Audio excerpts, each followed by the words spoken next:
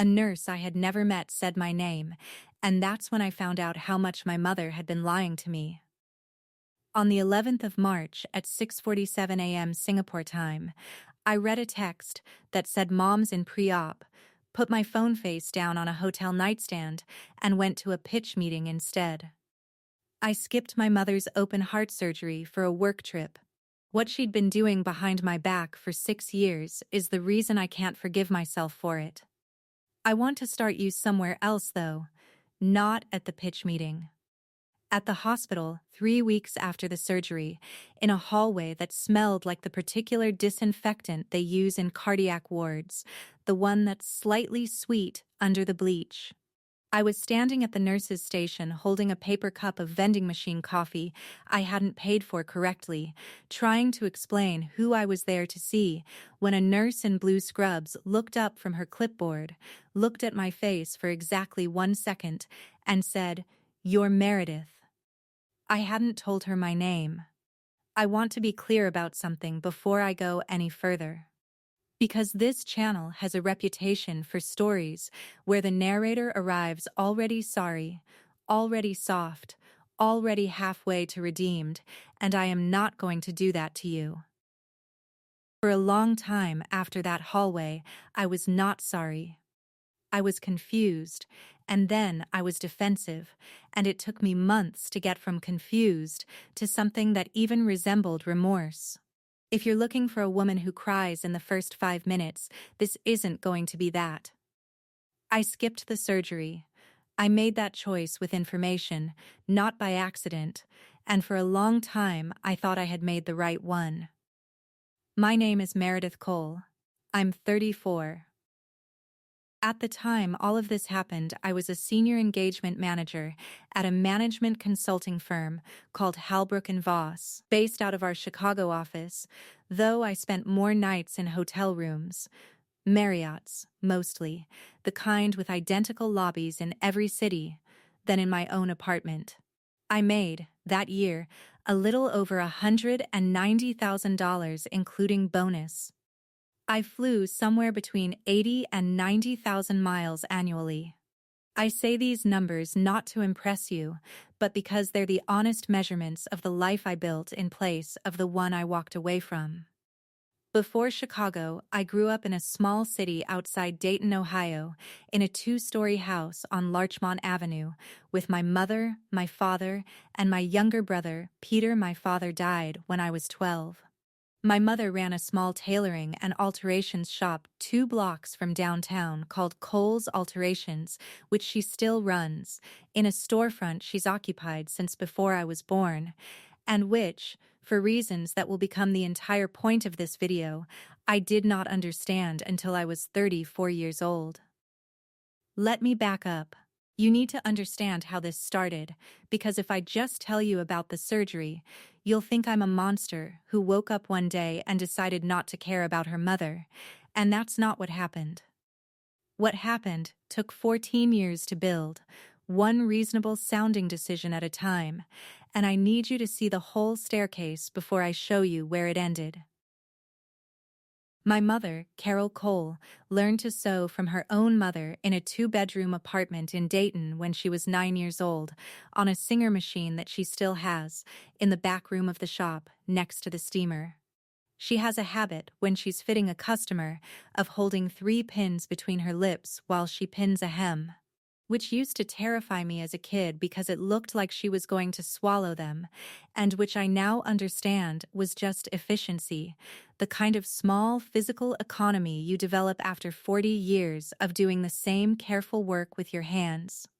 She hums when she sews, always the same 3 or 4 bars of an old hymn, Come Thou Fount, though I don't think she's particularly religious anymore. I think the humming outlasted the belief, the way habits do. And she has this thing she does, when she finishes an alteration for a customer she likes, especially an older customer, or someone going through something, she'll fold a $20 bill in half and tuck it into the inside breast pocket of the coat or the jacket before she hangs it back on the rack so the customer finds it later. At home, like a small, unexplained gift. She never told anyone she did this except me, and only because I caught her doing it once when I was about 16 and asked her why, and she just said, "People carry more than they let on." Sometimes $20 is a permission slip. I thought that was a strange thing to say.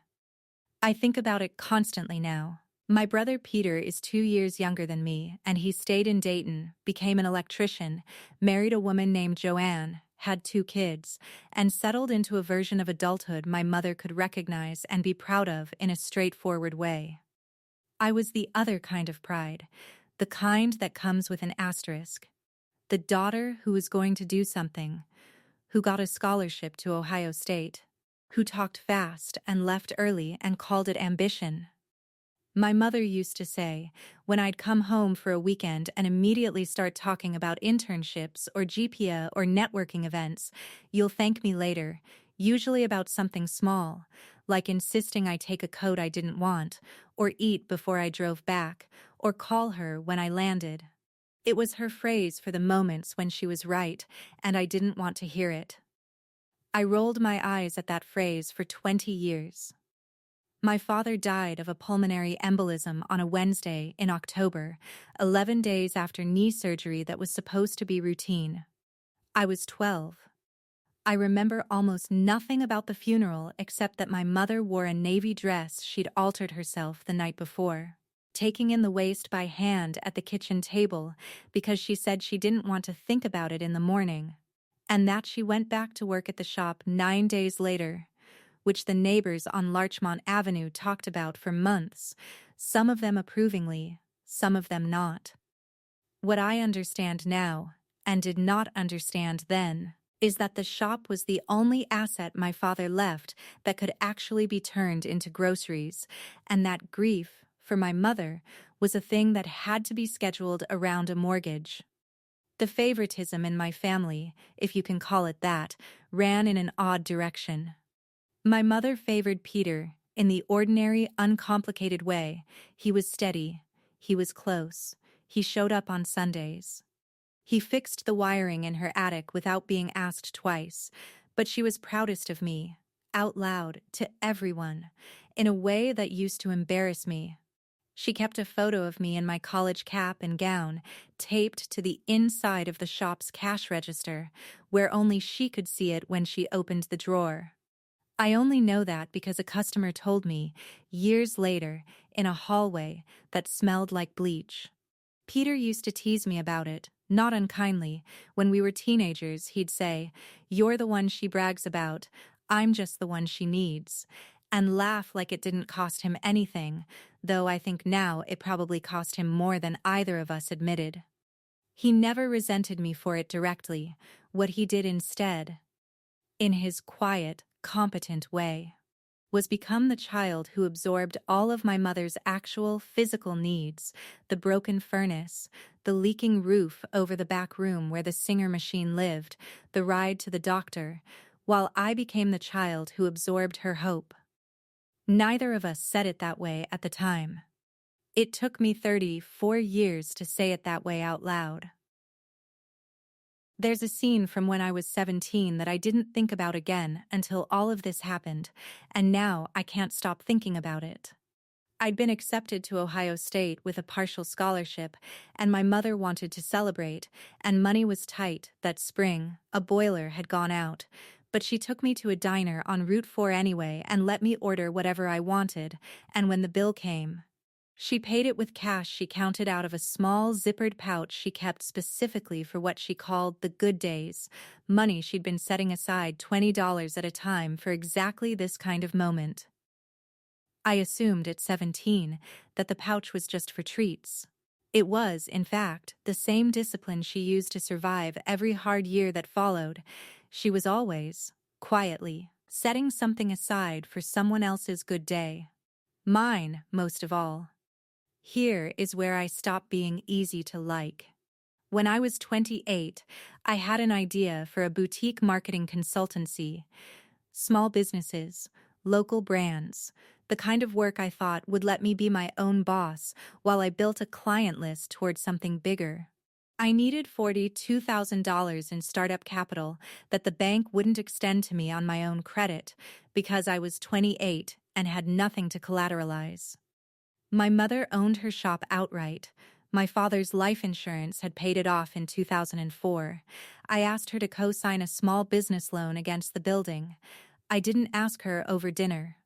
I asked her on a Tuesday afternoon in the shop, standing by the pressing table, with a folder of projections I'd made in a font I thought looked serious.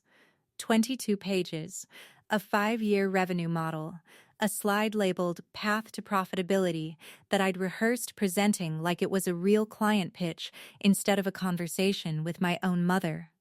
She read it slowly, all 22 pages, standing up, still in her work apron, while a customer's unfinished hymn sat pinned on the dress form behind her.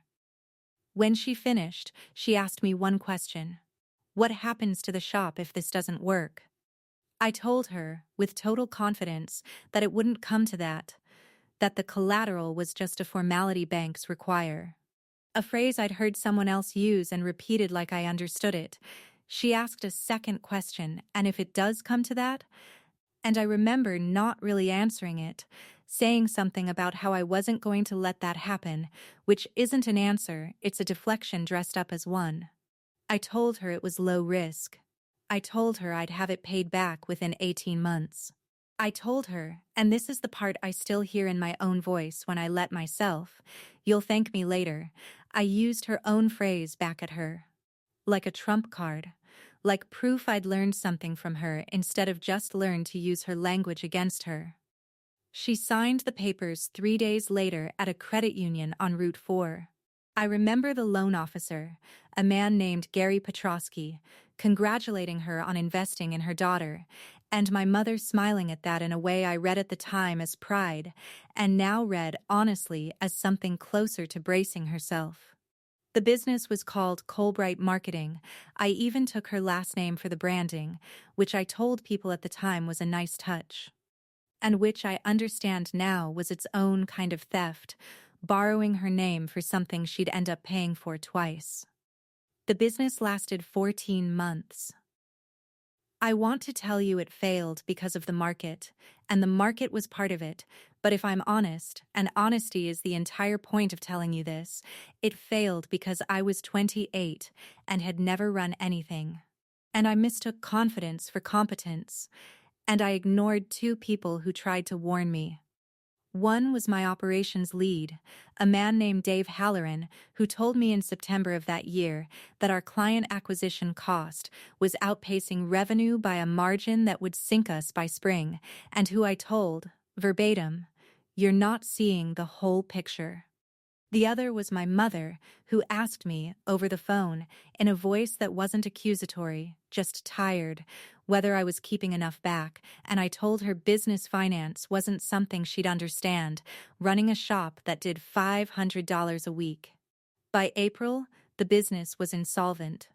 The loan, $42,000 plus interest, was due, and I had $9,000 to my name. My mother's shop building was the collateral. I remember the exact conversation with Dave, where the reality of it landed. He came into my office, a converted bedroom in the apartment I was renting at the time, which was the entire office with a spreadsheet printed out, actual paper. Because he said he wanted me to sit with it instead of scrolling past it, and he laid it on the desk in front of me and said, "We have 11 weeks of runway if nothing changes, and nothing is going to change. Because our cost per acquisition has been rising for 4 straight months, and you keep telling clients yes to scope, we can't deliver profitably." I told him he was being dramatic. He said quietly, "I'm not trying to be right, Meredith. I'm trying to get you to look at the number." I closed the laptop instead of looking at the number. That's not a metaphor. I physically closed the laptop. I called my mother twice that spring to ask, carefully, obliquely, how the loan payments were structured, never directly saying the business was failing, and both times she asked me if everything was all right, and both times I said yes. The second call, she said, You'd tell me if it wasn't, right? And I said, of course, Mom, in the same voice I'd used at 17 to convince her I hadn't been at a party I shouldn't have been at. She believed me both times. I think, now, that some part of her already knew and let me have the lie anyway, because taking it from me would have meant forcing the conversation before either of us was ready for it. This is the off-ramp. This is the moment you're supposed to notice, because I noticed it too, in real time, and I chose the other direction anyway. Halbrook and Voss offered me a position in their Chicago office that same month, a real job, a signing bonus of $11,000, benefits, a title with manager in it. I could have put that bonus, or most of it, toward the loan. My mother never asked me to. She never once said the word money to me in that entire period. What she did say, on the phone, the week I told her about the Chicago offer, was, well, that's a big thing. When would you go? Not what about the loan. Not what about the shop. Just, when would you go? I took the bonus and put it toward first and last month's rent on an apartment in Lincoln Park and a security deposit, because I told myself I needed stability before I could help anyone, that I couldn't pour from an empty cup, that the smartest thing I could do for my mother, long term, was build my own financial footing first and repay her once I was established. That is what I told myself. There's a specific memory I have of the week I signed the Chicago lease, sitting on the floor of the empty apartment, no furniture yet, eating takeout out of the container, feeling a kind of clean, forward-facing relief, like I'd successfully outrun something. I didn't let myself name what the something was. I went to see my mother once before I left, that same week at the shop, to tell her in person. She was steaming a bridesmaid dress when I came in, and she turned the machine off to listen, and I remember her wiping her hands on her apron before she hugged me. An automatic habit, keeping the fabric clean even in that moment. I told her about the job, the salary, the signing bonus, all of it delivered fast and bright, the way you tell someone good news you're slightly guilty about. She listened to all of it, and then asked, simply, and the loan? I told her I'd start sending payments as soon as I got settled, that Chicago was expensive to move to, but I'd have room in the budget within a few months. She nodded and didn't push, and said, okay, you go get settled. I remember being grateful, at the time, that she didn't make it harder than that.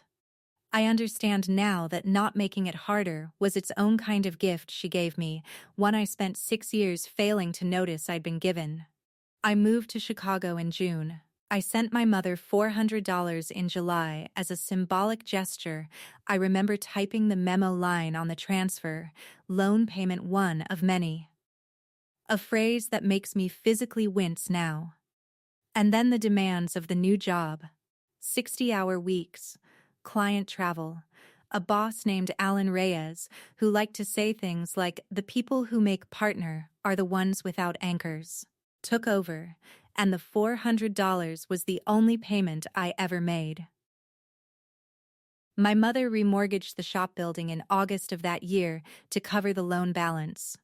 I did not know that until much later. At the time, I knew only that she stopped mentioning it, and I decided, because it was easier, that meant it was handled. For the next 6 years, I built a life that I privately understood to be proof I'd made the right call. I made senior manager in year 3, which came with a raise, a corner-adjacent office with an actual window, and a mentor, Alan Reyes, who told me during my promotion conversation, over drinks at a bar on Wacker Drive, the people who make partner are the ones without anchors. Family, relationships, hometowns, all of its ballast. You want to be light enough to move when the firm needs you to move. I remember nodding at that like it was wisdom instead of a warning. I repeated a version of it to myself for years afterward, usually right before I declined an invitation home. I dated a man named Chris for 2 years who never once met my mother because I kept describing a visit home as something I'd get to eventually. A phrase that did a lot of quiet work for me during that period. Chris asked me once, fairly gently, why I never talked about my family, and I told him it was complicated.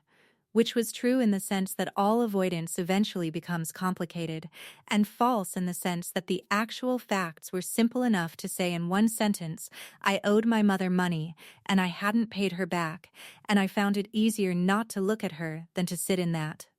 I never said that sentence to Chris. We broke up, eventually, over something unrelated, and I told myself that was proof the family thing hadn't mattered as much as it might have. I told myself, in the specific language people use to describe estrangement without calling it that, that my family and I were just in different seasons. Peter called me on my birthday every year, at almost exactly 10 in the morning like clockwork, and I let it go to voicemail more years than I picked up, telling myself I'd call him back once I was out of meetings, and then not calling him back for 2 or 3 days, by which point the moment had passed and it felt strange to bring it up. My mother sent a card every Christmas with a check for $50 folded inside, the same 20 in the pocket instinct, just aimed at me now. A habit she never broke even after everything, and I deposited the checks into a checking account she'd never seen the balance of and didn't call to say thank you. Not once, for 4 consecutive years. In year 5, I didn't even open the card until February. There were cracks, if I'm being honest, and I want to name them instead of pretending the whole 6 years was smooth denial. There was a missed call in October of my second year in Chicago at 11 p.m. On a Tuesday, which was not a normal hour for my mother to call. She went to bed at 9, and I saw it the next morning and told myself I'd call back that evening, and then didn't, and never asked her what it had been about. I found out 2 years later, by accident, that it was the night Peter's youngest had a febrile seizure, and my mother had been at the hospital with them until 2 a.m. and had wanted, for reasons she never explained to me, to hear my voice. There was a Thursday in my 4th year when Joanne, my sister-in-law, texted me a photo of my mother at Peter's daughter's dance recital. No caption, just the picture, and I looked at how much older she looked in that photo.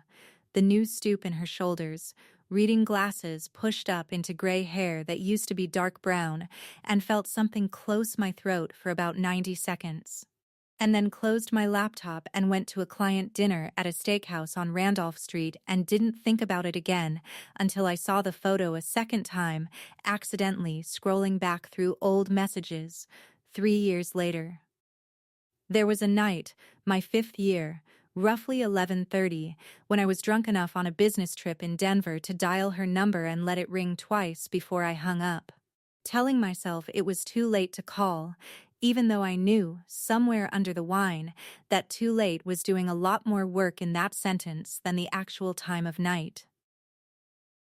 There was also, in year 6, a smaller thing that I didn't understand as a crack until much later, a Sunday afternoon, when I was walking through the Loop and past a tailor's shop window, a display of altered coats on hangers, and stood there for almost 4 full minutes without moving, and then took a photo of the window on my phone that I never sent to anyone, and still have.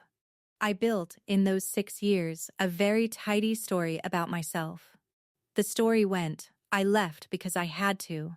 I stayed away because visiting was complicated and my career demanded everything. I would make it right eventually, when things slowed down, when I made partner, when there was time.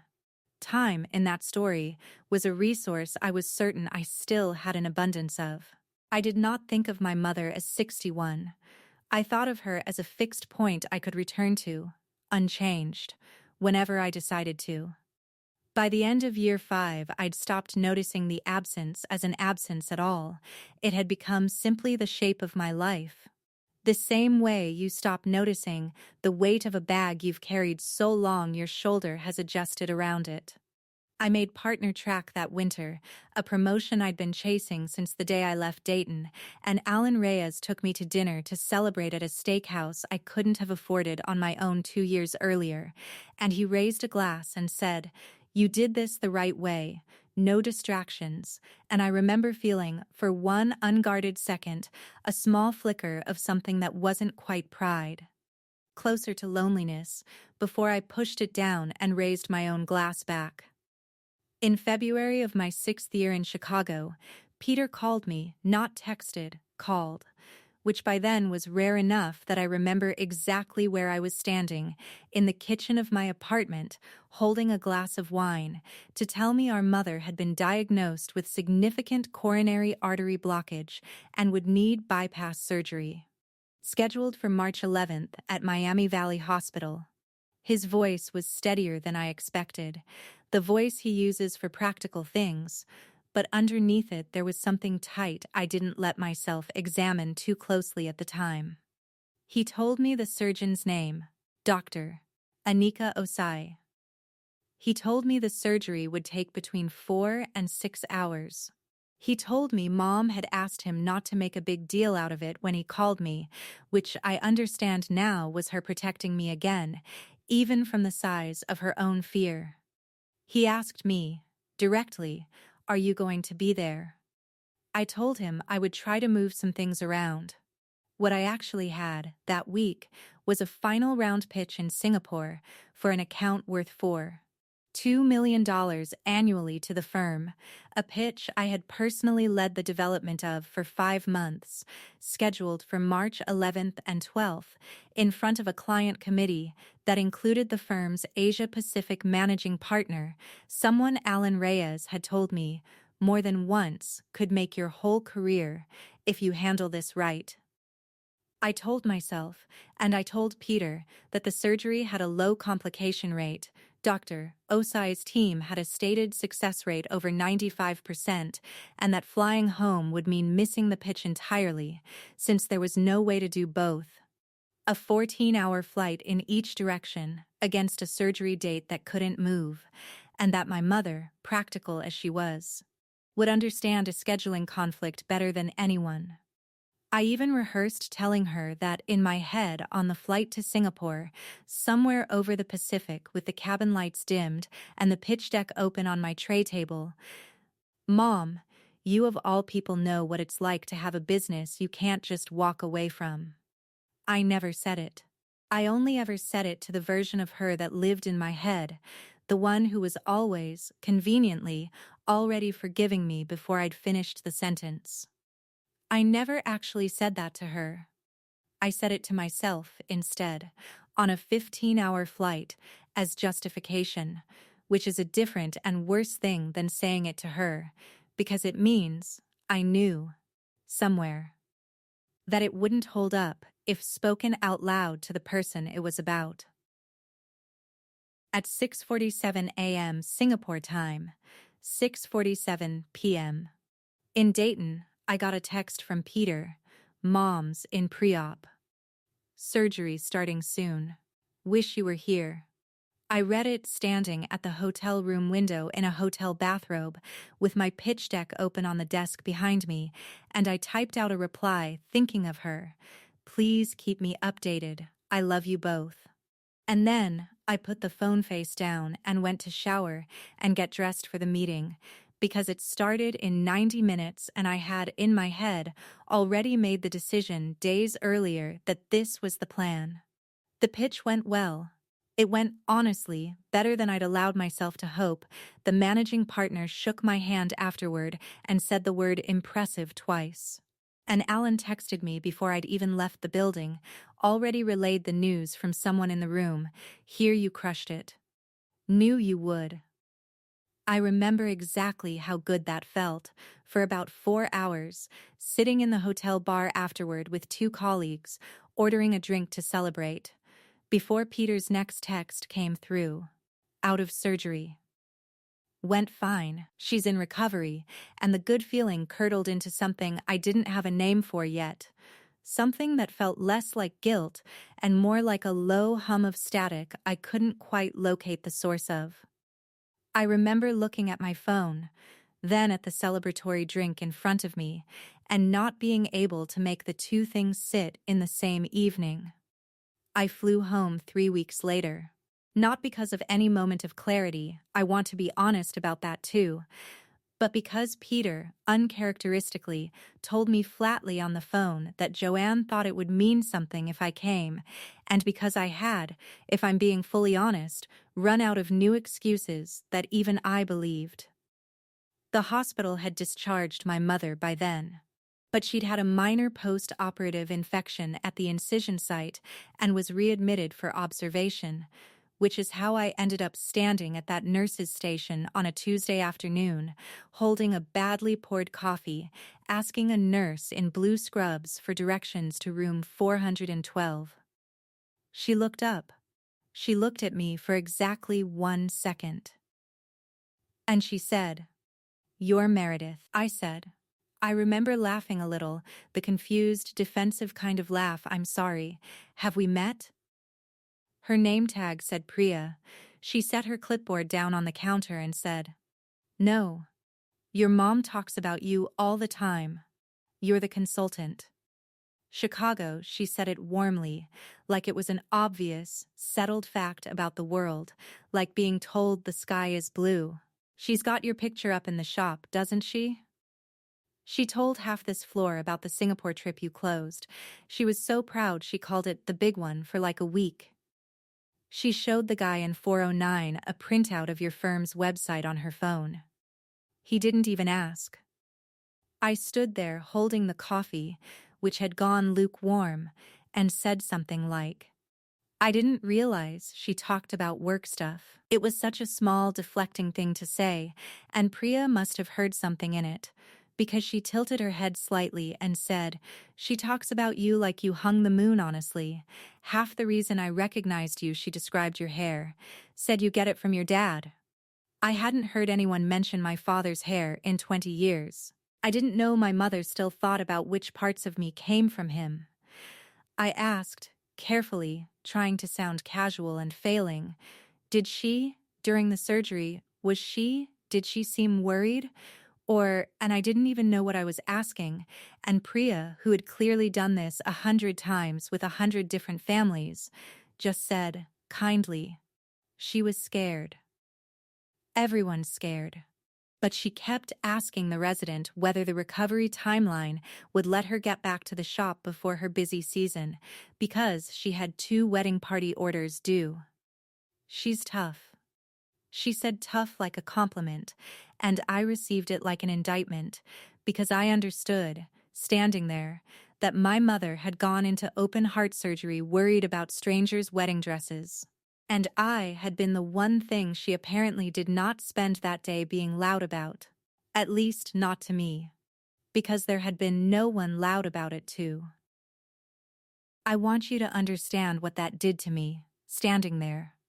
I had spent 6 years constructing a story in which my absence was, if not invisible, at least contained, a private failure I managed quietly, that hurt no one but myself, and maybe my mother, in some diffuse, background way.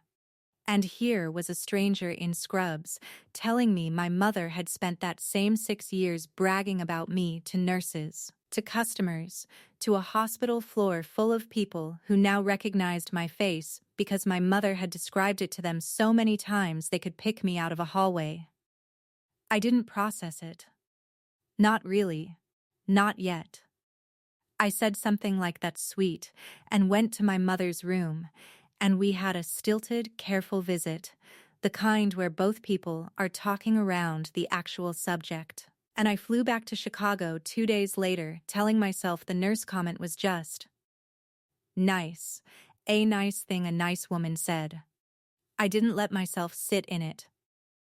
The part that broke it open happened 5 weeks after that, in May, and it didn't come from my mother at all. It came from a man named Robert Ashwood, an accountant in Dayton who'd handled my mother's books for 11 years, who called me directly. My mother had apparently, at some point, listed me as a secondary contact on some of her financial paperwork years earlier, before all of this, and never removed it because he needed a signature from me on a form related to closing out an old line of credit that had, according to the letter, finally reached zero balance as of April. I told him I didn't know what he was talking about. I told him I didn't have any accounts with my mother. He went quiet for a second, and then he said, "The business loan. From, I think it was 2019?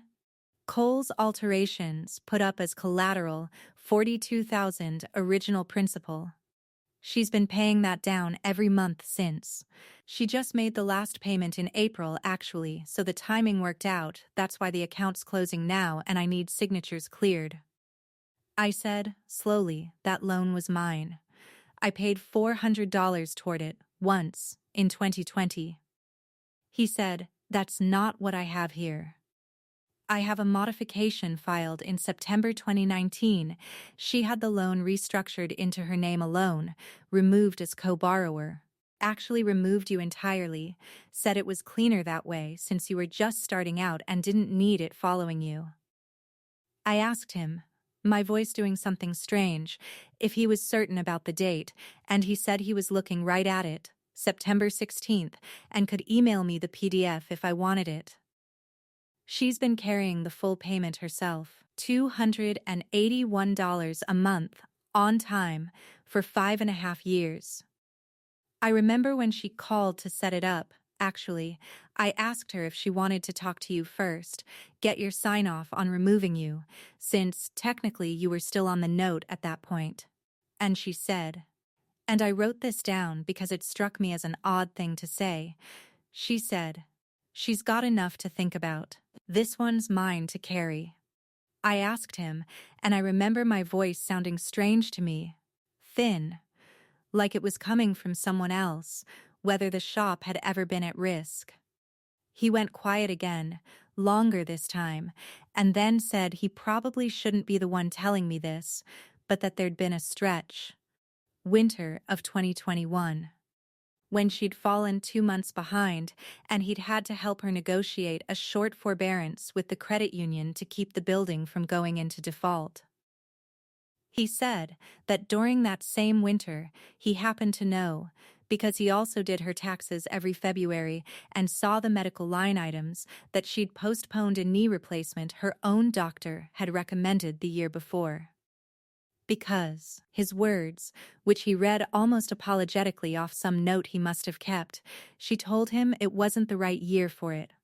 He added, quieter, like he hadn't meant to say it out loud, "I always figured that meant money." I didn't know it was this specific. I asked him to send me the document. He did, while we were still on the phone.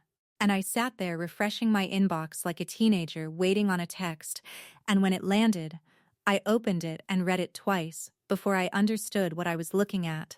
Her signature, small and slanted the way it's always been, at the bottom of a page, dated 6 days after I told her I was moving to Chicago. I sat with that phone call for what must have been 10 minutes after he hung up in my office, with the door closed, not moving. Here is the piece of evidence I keep coming back to, the thing I eventually got Robert to email me, because I needed to see it in writing and not just hear it, the loan modification document, dated September 16th, 2019.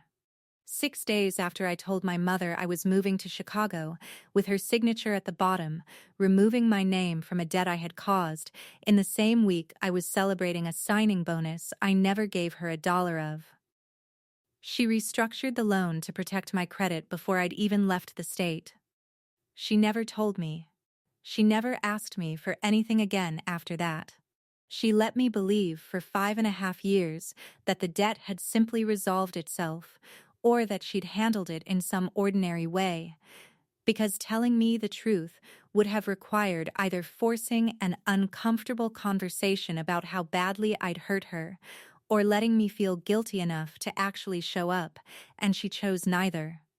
She chose to just carry it, silently, on $281 a month, while telling nurses on a cardiac ward that her daughter had closed the big one in Singapore. I want to describe what the next several weeks were like, because reckoning is too clean a word for what it actually felt like, which was closer to a slow structural collapse. I went back, in my memory, to the scene at the pressing table when I was 28, folder in hand, saying you'll thank me later, and I understood for the first time that I had taken her own language, the phrase she used when she was quietly, patiently right about something small, and used it to convince her into the one decision of her life that nearly cost her everything. I went back to the phone call where I told her business finance wasn't something she'd understand, and sat with the fact that a woman who ran a $500 a week shop had apparently understood debt management well enough to carry a $42,000 obligation alone on time for over 5 years without once missing a payment except the one winter she nearly lost the building. I went back to the photograph in the cash register drawer. I went back to the $20 bills folded into strangers' pockets and understood, with a kind of vertigo, that I had been the recipient of that same instinct my whole life and had simply stopped noticing it. The way you stop noticing a radiator that's always been warm. I want to tell you about one more thing that happened between the phone call with Robert and the phone call with my mother, because it matters to how the rest of this unfolded. I drove past Cole's alterations on a work trip through Ohio 2 days after Robert emailed me the document, a client site visit in Columbus that happened, coincidentally, to route me within 40 minutes of Dayton, which felt like too strange a coincidence to ignore. I didn't go in. I sat in a rental car across the street for almost 20 minutes, watching through the window as my mother helped an older man into a suit jacket, adjusting the shoulders, stepping back to look, adjusting again. The same careful, patient posture I remembered from every fitting I'd ever half-watched as a kid, doing homework in the back room. A woman came out of the shop while I sat there, holding a folded coat, and I understood, watching her walk to her car, that there was very likely $20 in that pocket she hadn't found yet. I didn't go in. I told myself I wasn't ready, which was true, but it was also, if I'm honest, easier than the alternative, one more small avoidance stacked on top of 6 years of them. Before I called her, I sat in my office for close to an hour rereading the document, and what kept surfacing underneath the shock was something less flattering. A kind of scrambling, in real time, to reframe the last 6 years of my own behavior, to find a version of the story where I hadn't really abandoned her, where distance was mutual, where I'd been busy rather than absent. I caught myself doing it.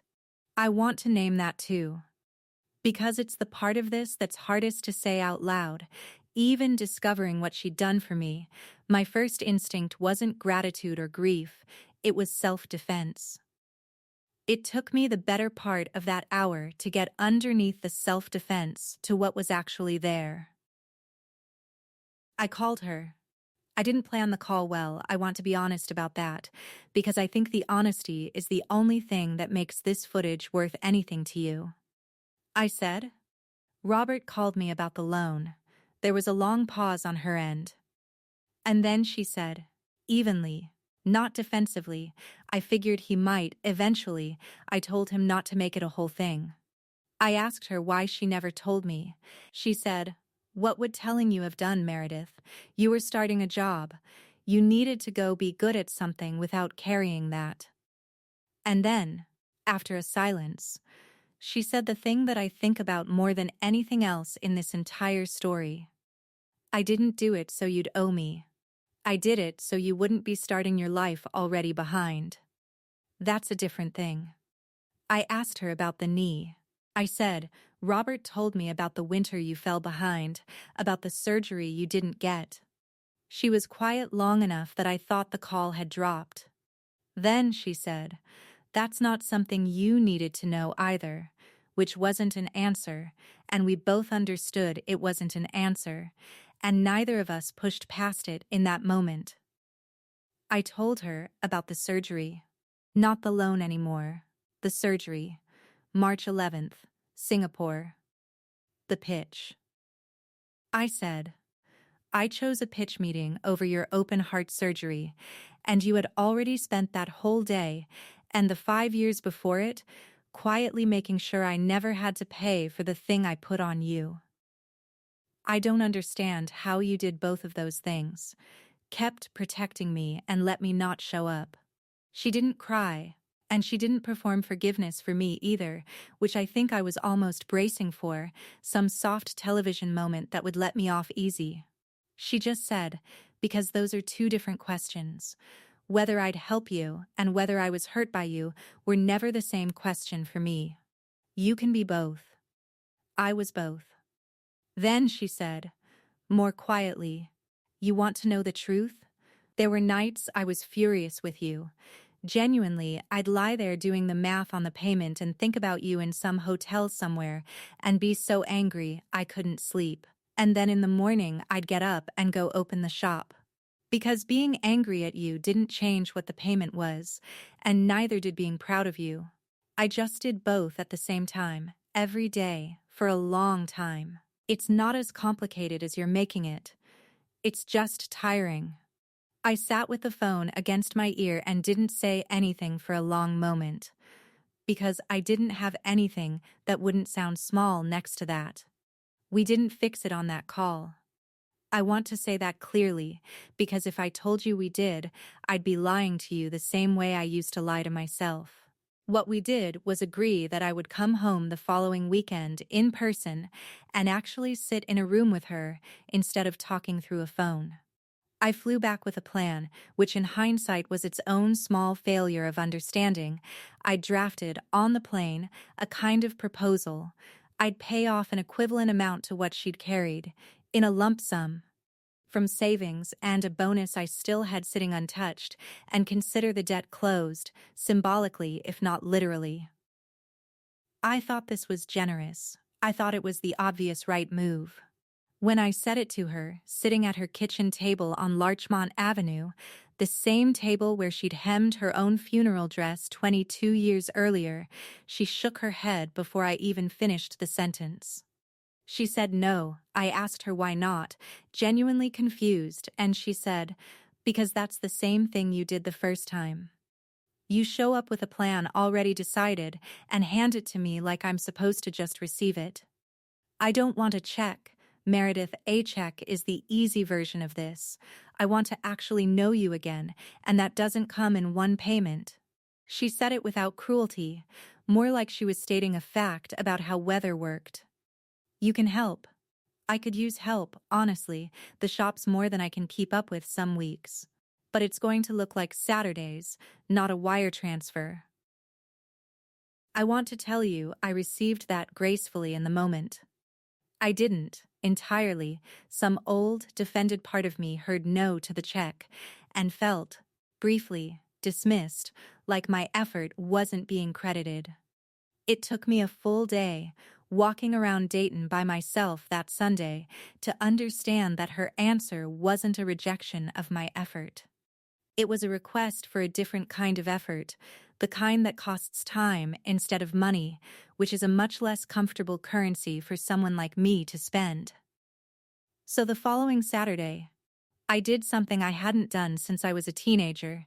I went to the shop during business hours, and I asked if I could just be useful, doing anything, running the register, boxing up finished orders. So we could be in the same physical space without the pressure of a formal conversation neither of us was fully ready for. She let me. She put me on pressing duty, which is the least skilled job in the shop, the one she used to give to summer volunteers, and I stood at that board for 6 hours while she pinned hymns 6 feet away, humming the same 3 bars of the same hymn she'd been humming my entire life, and neither of us said very much. And it was, strangely, the most honest afternoon we'd had in 6 years. Peter came by around 4 that day to drop off a part he'd picked up for the shop's steam press, and he stood in the doorway for a second when he saw me at the board, not saying anything, just looking. And then he said, well, in the flat, unimpressed way he says most things, and went to fix the press. Later, loading his truck, he told me, not looking at me directly, "She's not going to say this to you. So I will. It wasn't just the money that got to her. It was that you stopped asking about her at all. Not just the surgery. Years of not asking. I didn't have a defense for that, so I didn't offer one. I just said, I know, and for once I meant it without an asterisk attached. Near the end of the day, a woman came in to pick up an altered wool coat. An older woman. A regular, and my mother handed it to her folded over her arm the way she always does, and I watched the woman leave, and I knew. The way you know a thing you've finally been let in on, that there was a $20 bill folded into that coat's inside pocket, and that my mother had done it without a word to me, the same as she'd always done. The same as she'd done for me for 34 years, without my ever noticing it was a pattern, with a name. I didn't get a clean apology accepted with music swelling behind it, and I'm not going to pretend for you that I did. What I got, over the following year, was slower and less satisfying and, I think now, more real. My mother let me start paying her back, not the loan, which was already gone, but in the form of monthly deposits into an account she set up for her own eventual knee surgery, which she finally scheduled for that October at Miami Valley with the same Dr. Osai who'd done her heart, and this time I was in the waiting room the entire 4 hours, not a hotel, not a hallway, an actual chair, with Peter and Joanne on either side of me. She let me come home one weekend a month, not more, because she told me, plainly, sitting across from me at that same kitchen table, "I don't want you here out of guilt. I want you here because you decided to be. And I need some time to believe that's actually what's happening." That sentence cost me more than any amount of money could have. I accepted the terms. I still accept them. Some months it's genuinely hard to keep. There have been 2 Saturdays in the past year where a client emergency made me want to cancel and fly out Sunday instead, and both times I didn't. Both times I told the client the meeting would have to wait, which is a small thing to most people, and was not a small thing to me. I still fly home once a month, and I still stand at the pressing board, and I've gotten marginally better at it, enough that she let me start doing simple hems under supervision.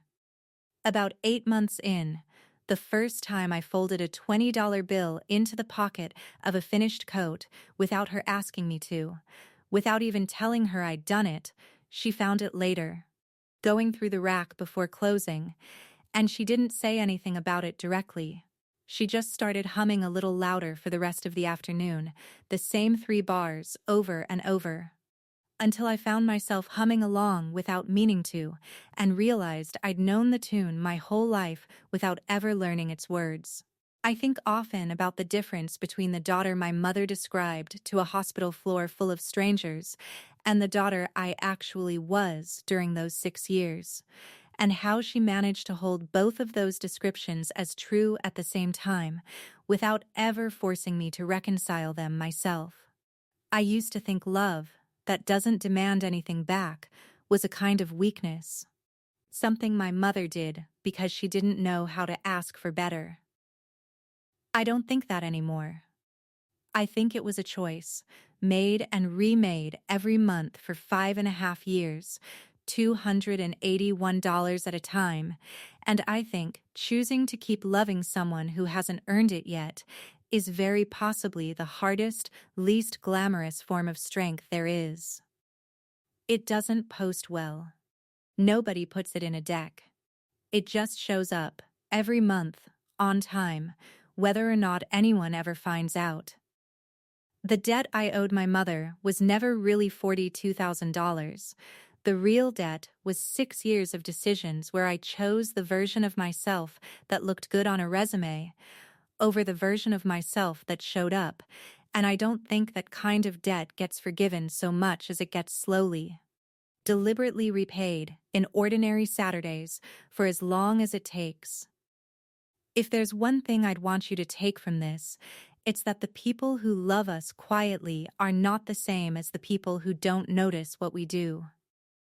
Sometimes the ones who say the least are keeping the most careful count, not against you, but for you, in a ledger you never see until it's already been paid in full. If this story moved you, join our community by hitting that like button and subscribing for more honest, family-centered stories.